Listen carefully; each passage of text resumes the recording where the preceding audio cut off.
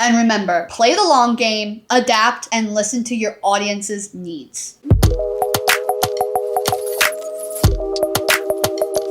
Hey y'all, what's up? It's Short and Stone, but if you're new here, you can call me Kelly. I'm a canna advocate, medical patient, and solventless foods entrepreneur. And on today's episode, I'm going to be breaking down why the canna content creation market is a tough place right now, but I'm going to give you tips to thrive.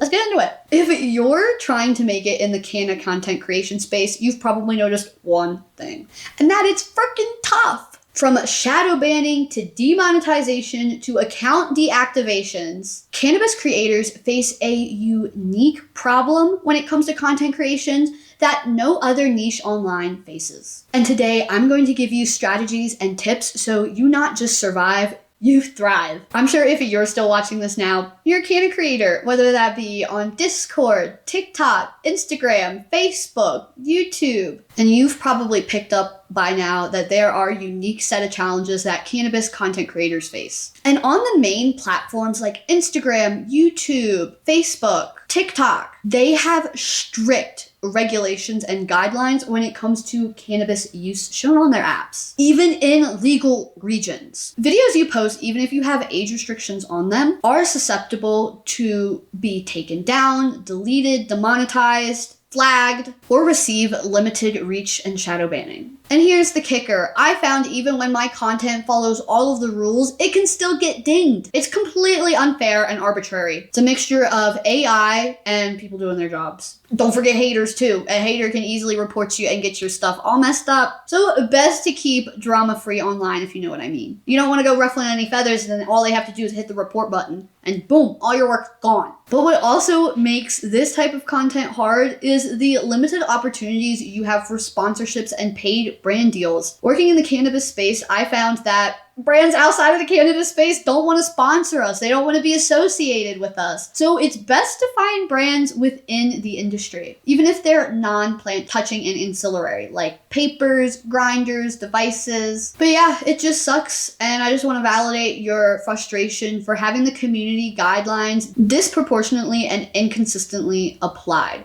Because it seems Seth Rogen and Wiz Khalifa can post as they wish, and even Justin Bieber hitting an Illadelph. But me, little old me, trying to educate the masses about long-term cannabis use, that gets flagged. But enough about doting on what we cannot change. Let's focus on what we can. And that's making content that thrives. And believe it or not, it is possible given all these strict rules and regulations. The number one type of content I found within the cannabis niche that won't get flagged or taken down as much is educational content.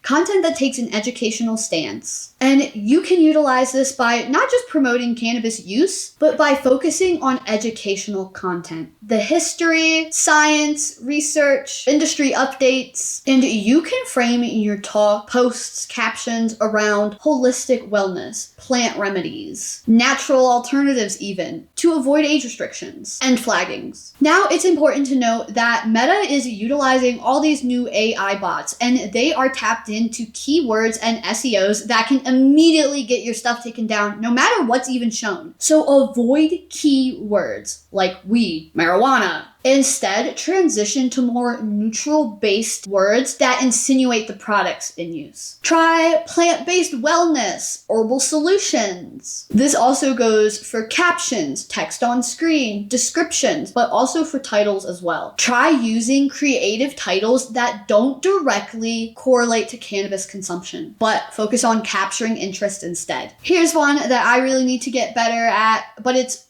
diversify the platforms that you're posting on. Don't just post on one application and expect all the followers, community, and brand deals to come in. Diversify. Have a TikTok, YouTube, Facebook, Twitter, Discord, Twitch, Patreon even. That's one I'm working up to. I could also diversify with a website, vlog, email letters, private communities. There's so many options with today's technology. But this is also important so that when you eventually get deleted, you have somewhere where you can still communicate and connect with your community. Back when I was first starting out my edible brand, when my Instagram got taken down and my Snapchat at the same time, I had no backup. And that left me feeling really down. It made it really hard to make content again. But now I'm on Facebook, Twitter, TikTok, YouTube, everywhere, honestly, that I can be. And now let's talk monetization, because it is next to impossible. I know one YouTuber that has monetization status still. Actually, she got it taken down, Jezebel. And she didn't even show consumption on screen, and she's still unmonetized. So if you're getting into content creation, you're like, oh, I'm gonna make so much money off of ads. No, you're not, boo. No, you're not, because you're not even gonna get monetized. I hate to break it to you. There's your cup of reality. Cold day in hell when we do get monetized, but we won't. Just remember, we cannot be monetized across any platforms. YouTube, Instagram, Facebook. You cannot make money on meta apps for views when you show cannabis consumption. And that just stems from haters. But also, sadly, this is still considered a controlled substance and it is not legal in every area. But let's segue this conversation from not being monetized to how you can actually make money online. In January, I saw my first successful month and over $4,000 came in. My number one way to start making money in the cannabis world is affiliate marketing.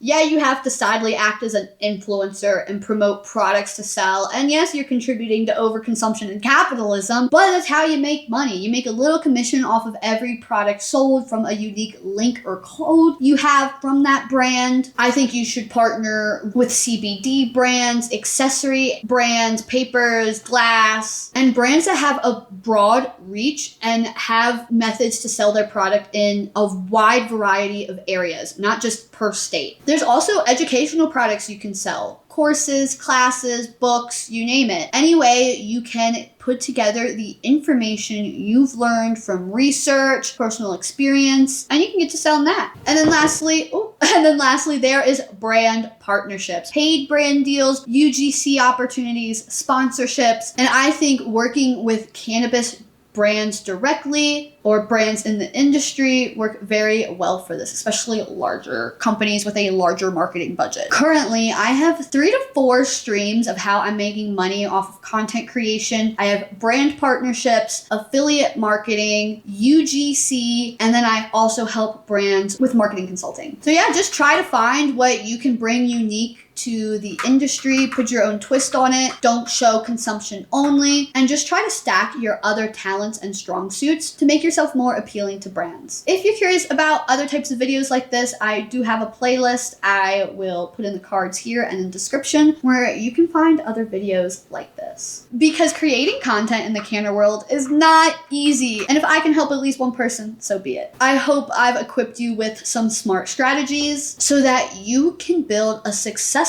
and sustainable image online. And remember, play the long game, adapt, and listen to your audience's needs. If you learned something new, make sure to throw this a thumbs up. And hey, if you have any comments, please let me know down below. I'm still a smaller creator, so I can comment back to literally every single one of you. Want to try it out? And if you're new, subscribe so we can keep learning and thriving together. If you're curious about my type of content, my previous upload was the real reason you can't overdose on cannabis, where I ate my weight in Eddies. And my next upload will be a little sesh with me introducing our newest rescue cat. I upload full-length YouTube videos every Wednesday through Saturday around noon MST, and I upload Instagram original shorts every Monday, Wednesday, and Friday. So I guess I'll be seeing you real soon. Peace.